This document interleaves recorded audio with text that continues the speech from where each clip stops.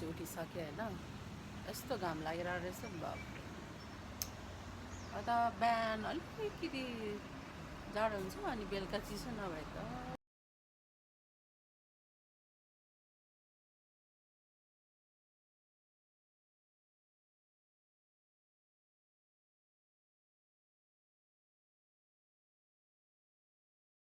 यो चाहिँ मेरो फेभरेट चाउचाउ हो। अब खानै पर्यो होइन।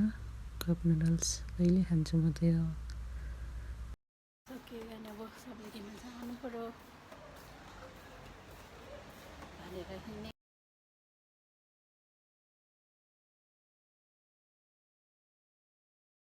बाफ रे घाम कति साह्रो घाम ए भगवान् काली हुन्छ होला हो। क्रिम पनि नलाइकन आएको।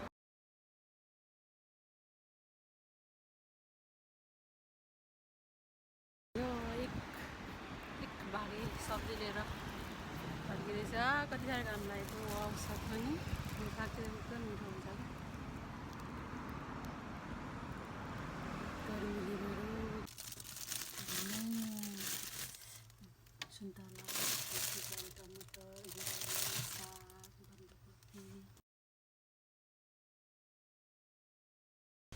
अब चाहिँ भोक लागेको अवस्था भातसात पकाएर खाने हो।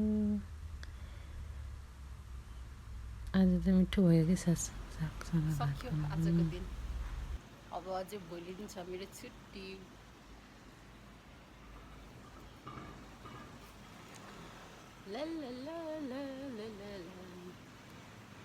कपाल पनि अलिक लामो भइसक्यो हो अहिले त।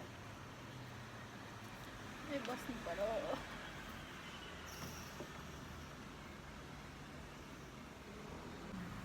घाम पनि डुबेछ। त्यो डाँडापारी चाहिँ मेरो घर छ भन्ने लाग्छ कि तर